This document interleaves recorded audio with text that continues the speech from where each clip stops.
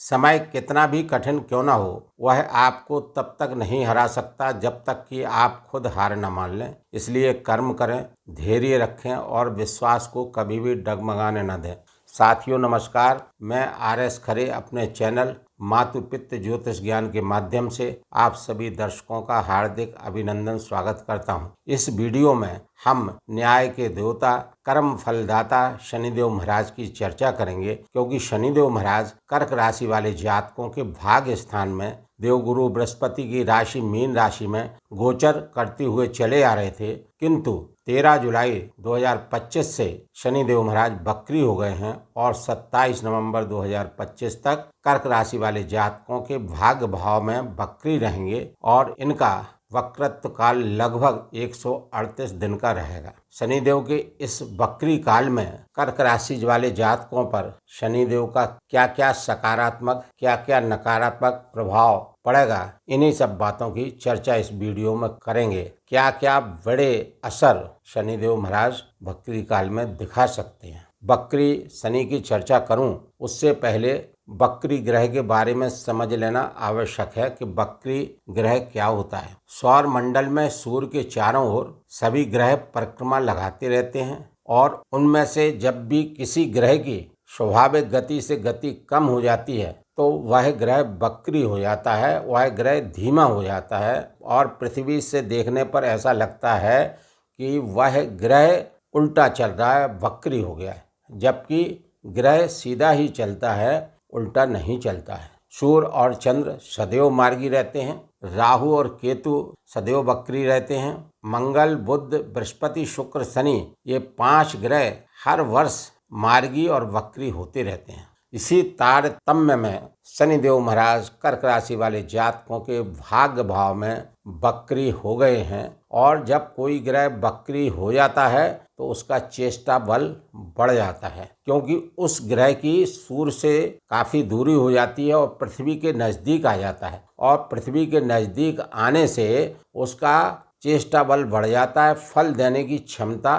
बढ़ जाती है। कई गुना तक वह वक्री ग्रह जनमानस पर प्रभाव डालता है। चूँकि शनिदेव महाराज भाग्य स्थान में गोचर कर रहे हैं और शनिदेव महाराज का सिद्धांत है कि शनिदेव महाराज जिस भाव में गोचर करते हैं उस भाव के कारकों में वृद्धि करते हैं, उस भाव के कारकों में मजबूती देते हैं। चूँकि यहाँ पर भाग्य भाव में गोचर कर रहे हैं तो कर्क राशि वाले जातकों के लिए भाग्य का प्रभाव बढ़ाएंगे, भाग्य को मजबूती देंगे, भाग्य से आपके काम बनाएंगे। कर्क राशि वाले जातकों को शनिदेव के सिद्धांतों पर चलना होगा। यदि कर्क राशि वाले जातक शनि के सिद्धांतों पर चलते रहेंगे तो शनिदेव महाराज की कृपा पाते रहेंगे। चूँकि वक्री हैं, एक घर पहले का भी फल देंगे, अर्थात अष्टम भाव के कारकों का फल देंगे। और अष्टम भाव के मालिक कौन है? स्वयं शनिदेव हैं और इनकी मूल त्रिकोण राशि कुंभ राशि है। अतः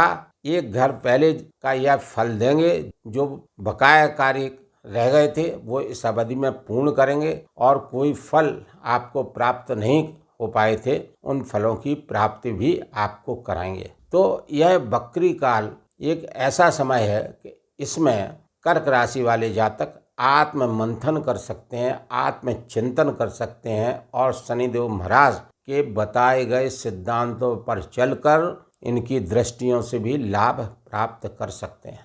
शनिदेव महाराज की वक्री गोचर कुंडली में दिख रहे शनिदेव की दृष्टियों के प्रभाव से आप भलीभांति समझ सकते हैं। यहाँ पर मैं अपने प्रिय दर्शकों से विनम्र अनुरोध करता हूँ कि इस वीडियो में मेरे द्वारा अब तक दी गई जानकारी यदि अच्छी लगी हो तो कृपया चैनल को लाइक, सब्सक्राइब एवं शेयर करना ना भूलें। साथ ही वीडियो को अंत तक अवश्य देखें ताकि शनिदेव के वक्री प्रभाव को भली भांति समझ सकें और वीडियो के अंत में बताए जा रहे उपायों को करके लाभान्वित हो सकें। साथ ही बेल आइकॉन को प्रेस करना ना भूलें ताकि आप तक सभी वीडियो का नोटिफिकेशन प्राप्त हो सके। कर्क राशि वाले जातकों के भाग्य भाव में शनिदेव महाराज वक्री होकर गोचर कर रहे हैं तो एक घर पहले का भी फल देंगे, यानी अष्टम भाव के फल देंगे। अष्टम भाव जन्म मृत्यु का भाव है, सडन चेंजेज का भाव है, ज्योतिष का भाव है, सीक्रेट चीज़ों का भाव है, जमीन के अंदर की चीज़ों का भाव है और सडन एकाएक परिणाम देने वाला भाव भी है। और कोई भी अगर आपका डूबा हुआ धन है तो उससे भी संबंधित यह भाव है। कुल मिलाकर यह भाव अच्छी चीज़ों का भी है और खराब चीज़ों का भी है।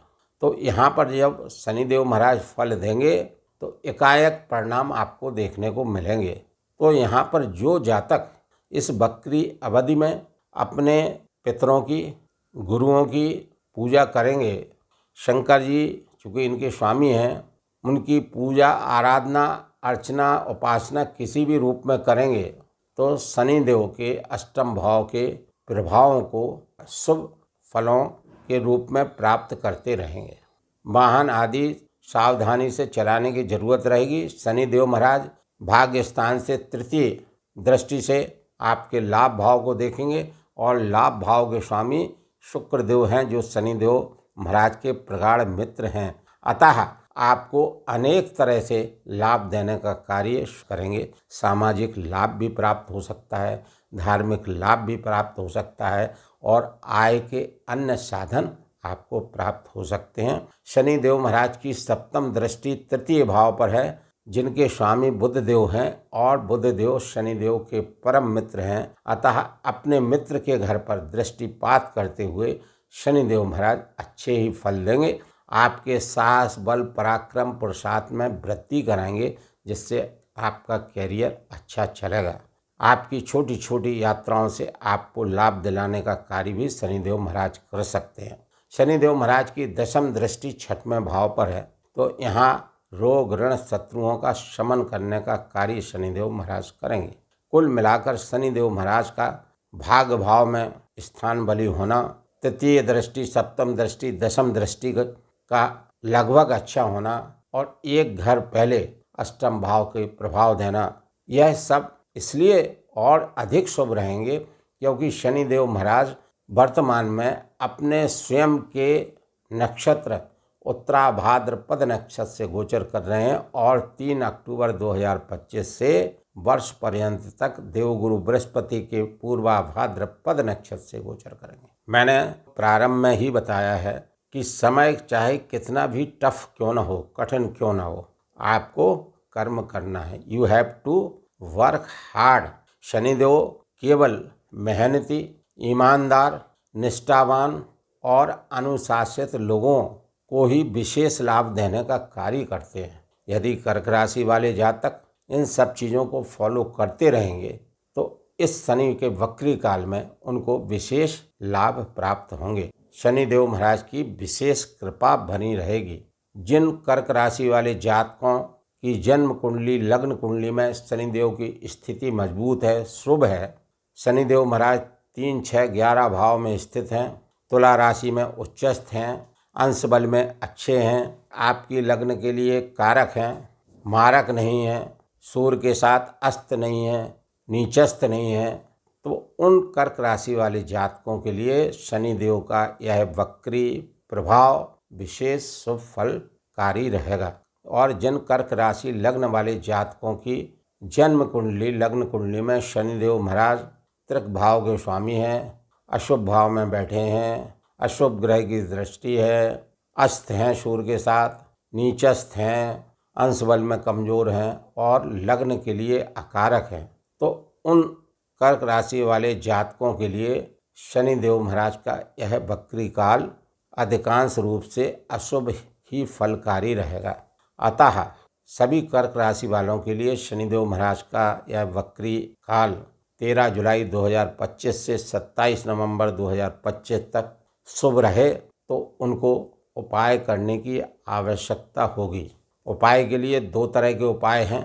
पहला व्यवहारिक उपाय और दूसरा ज्योतिषीय उपाय। व्यवहारिक उपाय में आपको सात्विक आहार का सेवन करना है, आपकी प्रवृत्ति सात्विक होना चाहिए, विचारधारा सात्विक होना चाहिए, कड़ी मेहनत लगन से कार्य करना चाहिए, ईमानदारी से कार्य करना चाहिए, अनैतिक कार्यों से बचना चाहिए और डिसिप्लिन में रहकर कार्य करना चाहिए।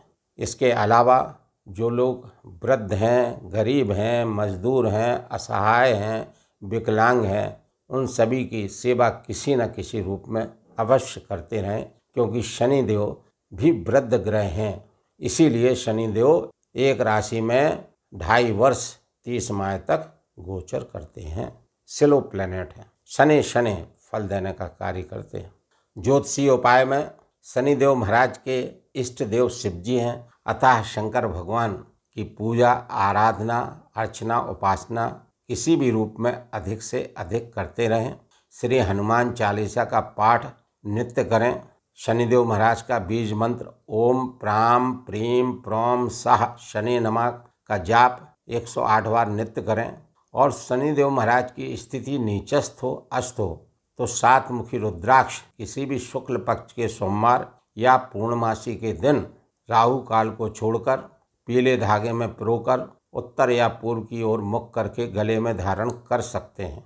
बताए गए इन सभी उपायों को यदि कर्क राशि, कर्क लग्न वाले जातक करते हैं तो कर्क राशि वाले जातकों का शनिदेव का यह वक्री काल लगभग 138 दिन का विशेष शुभ फलकारी रहेगा। यहाँ पर मैं अपने प्रिय दर्शकों से पुनः अनुरोध करता हूँ कि इस वीडियो में मेरे द्वारा दी गई जानकारी यदि अच्छी लगी हो तो कृपया चैनल को लाइक, सब्सक्राइब एवं शेयर करना न भूलें। धन्यवाद।